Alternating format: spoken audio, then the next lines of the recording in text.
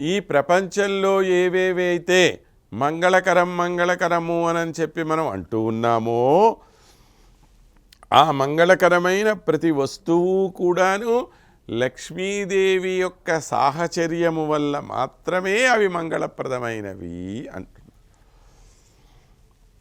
చూడండి, మనం ముదుట పెట్టుకునేటువంటి కుంకుమ మంగళప్రదం అన్నాం. స్త్రీలు ఎక్కువగా వాడేటువంటి పసుపు మంగళప్రదం అన్నాం. వాడు మెడలో ధరించేటువంటి సూత్రం మంగళసూత్రం అన్నాం మనం.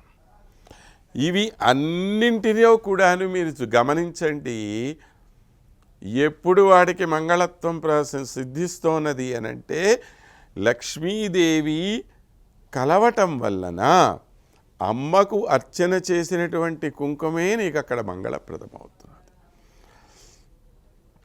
అమ్మవారికి సమర్పించేటువంటి ఆ పసుపు ఆ విధంగా మంగళప్రదమవుతున్నది. ఇక మాంగళ్యానికి పూజ చేయాలంటే ముందు లక్ష్మీదేవి యొక్క పూజతోనే దానికి ప్రారంభం. కాబట్టి ప్రపంచంలో మంగళకరమైన ప్రతి వస్తువు వెనకాల ఎవరుంటున్నారు అనంటే లక్ష్మీదేవి. మంగళం కిమపి యల్లోకే సత్ ఇత్యుచ్యతే తత్సర్వం త్వదధీనమేవ యదతః శ్రీరిత్యభేదేన వా యద్వా శ్రీమదితి ఈదృశేన వచసా దేవి ప్రధామశ్నుతే అని చెప్పి అంటారు ఆళ్వాన్లనే మహానుభావులు. ఏమంటున్నారు? భగవానుడు కూడాను ఆ విధంగా కలిసి ఉండటం చేత ఈయన ఈ స్త్రీతో కలిగినటువంటి శ్రియపతి అవ్వటం వలన మంగళకరుడయ్యాడు. శ్రీ అని కలిపి ఉండటము, శ్రీమత్ అని విడిగా చెప్పటం వలన రెండు రకాలుగా కూడాను మంగళత్వము నీ వల్లనే సిద్ధిస్తున్నది ఆయనకు. శ్రీమత్ నారాయణ, శ్రీమన్నారాయణుడు అవుతున్నాడు ఆయన. అంటే లక్ష్మీదేవితో కూడినటువంటి నారాయణుడే అక్కడ మనకి ఆరాధ్యనీయుడైన వాడు. కేవలం స్వామిని ఆరాధించకూడదు అనేది ఇక్కడ ముఖ్యం. కనుక అన్ని విధాలుగా కూడా నీ సంస్పర్శ అనేటువంటిది లేనప్పుడు భగవానుడిలో కూడా మంగళత్వం అనేటువంటిది కనపట్టం లేదమ్మా అని చెప్తున్నాడు. మరి నీకు ఎవరి వల్ల మంగళత్వం సిద్ధిస్తోంది అంటే అది నీకు సహజంగా లభించేటువంటిది. కాబట్టి సర్వమంగళ స్వరూపి అయినటువంటి ఈమె ఇక్కడో శ్మశానంలో కూర్చొని ఉండేటువంటి శివుడు పార్వతీదేవి యొక్క సంసర్గం చేతనే ఆయన మంగళకరుడయ్యాడు. ఆ పార్వతీదేవికి ఉండేటువంటి మంగళత్వం ఎవరి వల్ల వచ్చిందంటే లక్ష్మీదేవి వల్లనే. ఆ పార్వతీదేవి ఉండటం వలన ఈయన శివుడయ్యాడు, మంగళస్వరూపుడయ్యాడు. లేకపోతే ఆయనకి మంగళస్వరూపం ఎక్కడి నుంచి వచ్చింది? లయకారకుడు కదండి.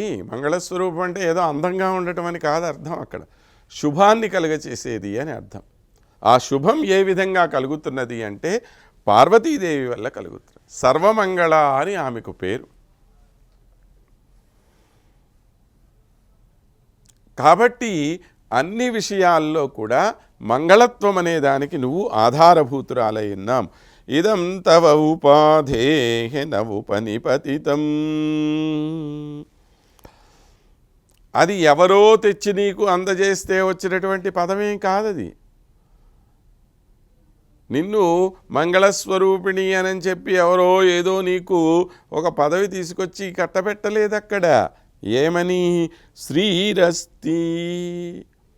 ఎందుకని అంటే నువ్వే శ్రీ అయి ఉన్నావు. ఈ శ్రీ అనేటువంటి మాట అత్యద్భుతమైన మాట అండి. శ్రీ అనేది లేకుండా ఏది కూడా లేదు.